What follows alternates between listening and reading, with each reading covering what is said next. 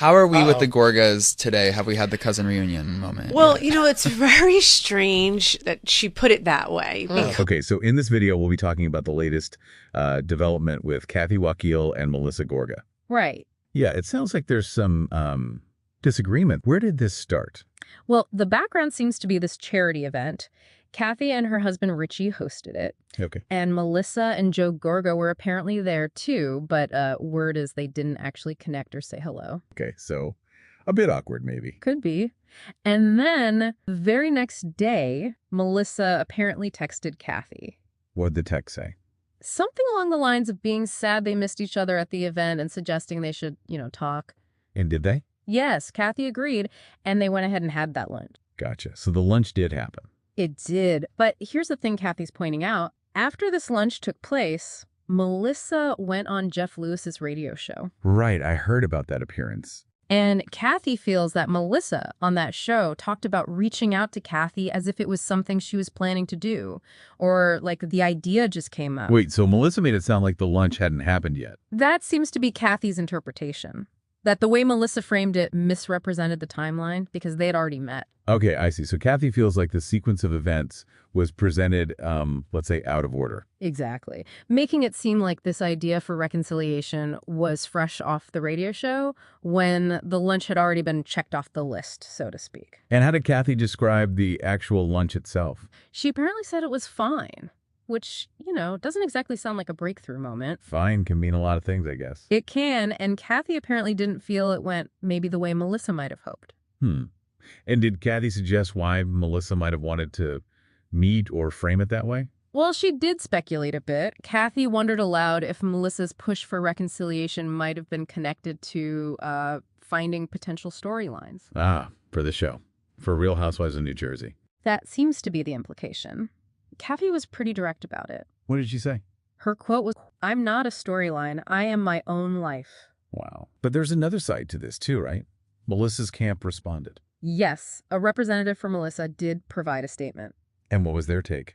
They said Melissa was actually honoring a request from Kathy. A request for what? A request not to talk about the lunch publicly, either in the press or on Melissa's own podcast. Oh. So they're saying Melissa didn't mention the lunch happened specifically because Kathy asked her not to. That's what the representative stated, yeah. That Melissa never said it happened because she was respecting Kathy's wish for privacy about it. Maybe a miscommunication about what could be mentioned or when. Or just different interpretations of their conversation after the lunch.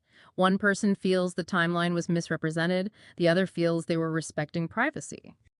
Kim Zolciak and Kroy Biermann, their divorce feels like it's been dragging on forever. And Kim's daughter, Ariana Biermann, she gave a little update. Apparently it's been like 2.5 years now. Ariana says Kim's moved into a new place. She's doing okay generally, but, obviously it gets hard sometimes. Of course. And Ariana also mentioned Kim is kind of dipping her toe back into dating, exploring her options, I think she said. Ah, okay. But Ariana's advice was basically take it slow. She said the dating world's kind of crazy right now. I mean, for someone like Kim, after such a long relationship, getting back out there, yeah, especially with everyone knowing who she is, that's got to be challenging. Definitely.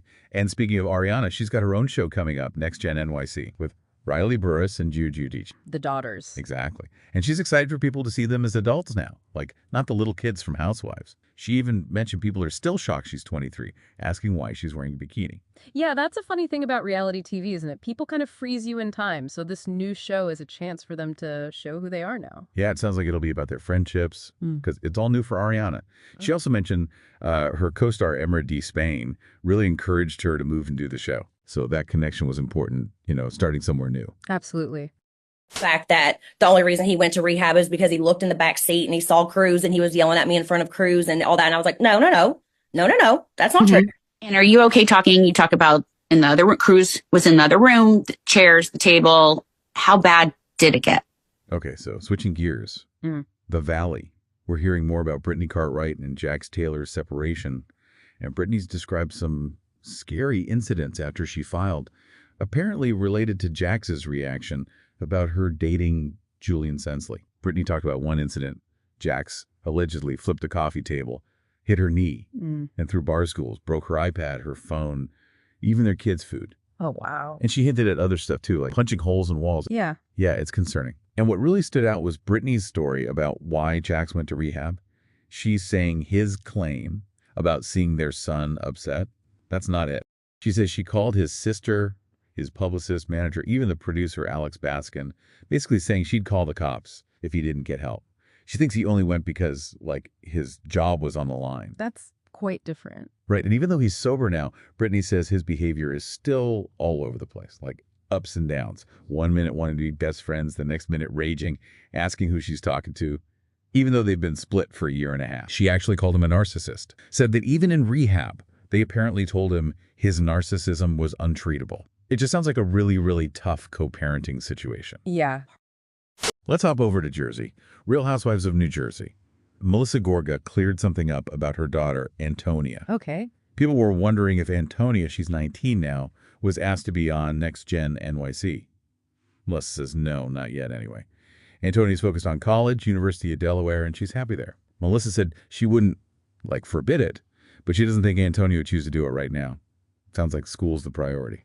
Yeah, that's pretty common for young adults focusing on studies, especially when they're in college. And it sounds like Melissa's being supportive, letting Antonia make her own choice there. Melissa also talked about the RHONJ pause. She said, it feels like forever, but honestly, it's been a nice break from all the drama, always defending yourself, the family stuff. I can imagine. She feels free from the negativity, but she does think this show will come back eventually, maybe with a new cast. She said she can't see them waiting this long just to bring back the exact same dynamic.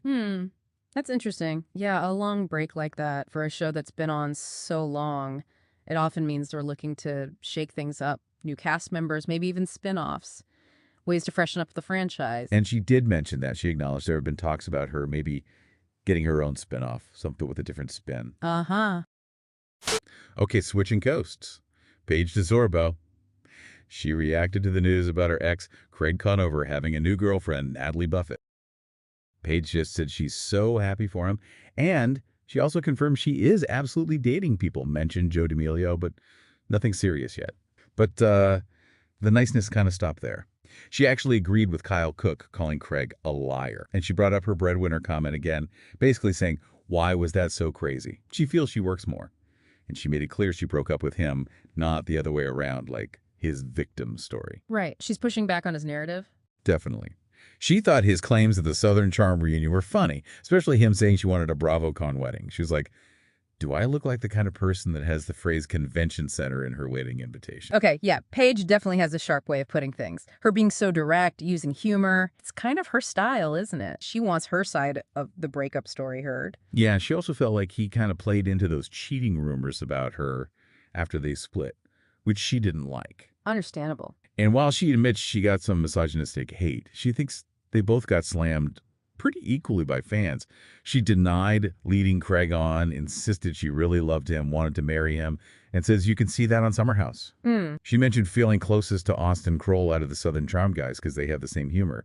But Shep Rose, describing her podcast Giggly Squad as a silly talk show. She just went, bless his heart, the poor thing. She also talked friendships, said things with Hannah Berner and Amanda Batula are easier now that they have separate lives, don't see each other constantly. Yeah, sometimes distance helps, right. And she doesn't regret picking Craig over Andrea Denver back then. She seems okay with how the breakup played out on TV, even taking the heat, saying she'd do it again to be where she is now. She also explained why she ghosted Madison LaCroix. Said Madison made some not-so-nice comments about her before the Craig breakup. Ah, okay. Madison texted her after, but Paige felt it was just for attention, and noticed Madison seemed to side with Craig, so Paige just distanced herself. Makes sense. And with Patricia Altschul, Paige said she's not going to fight her over being called a mean girl, but she did kind of agree when Patricia called herself a bitch. A little shade there. Looking forward, Paige described her dream guy. Funny, good-looking, and rich. She admitted she's tired of being the funny one. She said Craig was good-looking, sure, but she doesn't usually go for blondes, prefers brown hair. Maybe someone Italian. Okay, she knows what she wants. And she confirmed she and Lindsay Hubbard are still tight, text a lot, especially now Lindsay's pregnant. She's close with Shiana and some Vanderpump people too, but not really the housewives. She also gave some Summer House takes. Thinks Ciara Miller and Wes Wilson could just be friends. Said nothing romantic happened with Ciara, Jesse Solomon, and Imrul Hassan beyond what Jesse already said. She joked her messy room on the show is mostly Ciara's fault because of arts and crafts.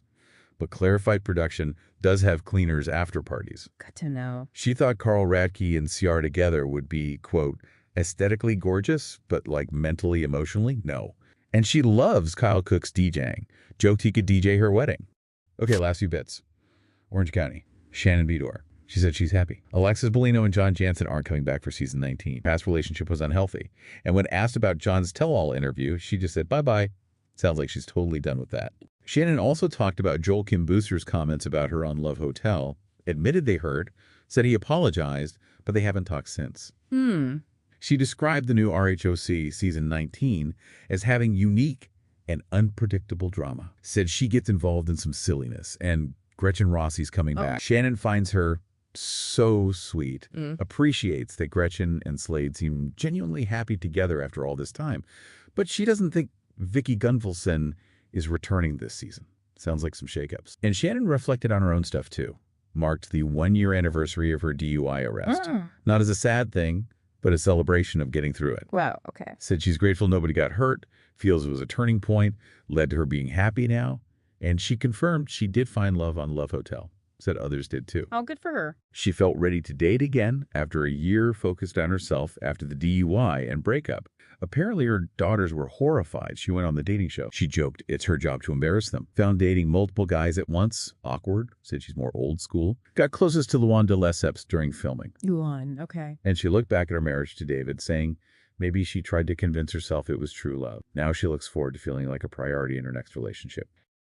Okay, almost done. Drama was Stassi Schroeder and Beau Clark while they were filming Vanderpump Villa in Italy, involving Jax. Stassi got annoyed because she felt Beau was putting his sister George's needs first. He has George's name tattooed, but not her name, his wife, mother of his kids. Beau said he has a faded S for Stassi. Didn't want to copy Jax's Stassi tattoo because partner tattoos are bad luck. But Stassi was hurt. Embarrassed. Said you can't have your sister on your arm and not your wife. Called him out for helicoptering over his sister. Said she was pissed off, angry, and mortified. During one argument, Stassi told him she should be his number one. Warned him she could make him feel unsafe if he put his sister first. Beau told her to check herself. George even asked Stassi why she didn't realize she was Beau's priority. But apparently the next morning, Beau took responsibility, promised to make Stassi the priority. Still, sounds like a big blow-up. Yeah. Last one. Sutton Stracke on Garcelle Beauvais leaving Real Housewives of Beverly Hills. Sutton said she was shocked. Yeah, that was big news. Sutton pointed out, Garcelle unfollowed everyone from the cast except Jennifer Tilly and Kathy Hilton. Sutton feels betrayed. Oof. Sutton still hopes Garcelle is happy, hopes they can be friends again someday. Dorit Sutton said they'll just be Dorit and Sutton. Thinks it'll take a long time to get over the reunion fight, but hopes they can find common ground eventually. Sutton was most surprised that she might have actually had fun times with Erica Jane this season. Hasn't seen Kyle since the reunion. Thinks her friendship with Jennifer Tilly changed a little because Jennifer maybe didn't get how hard filming is, but feels their 20-year bond will survive. Right. Sutton thinks filming RHOBH without Garcelle will be interesting. That was unknown with the new season. She's not suggesting any new cast members, though. Garcelle leaving? That's a huge shift for BH. Absolutely. Losing a key player like Garcelle. We covered a lot today, just snapshots of what's going on. Each situation has so many layers, and you just wonder what's next for them all. It really makes you think about, relationships, living life so publicly, all of it.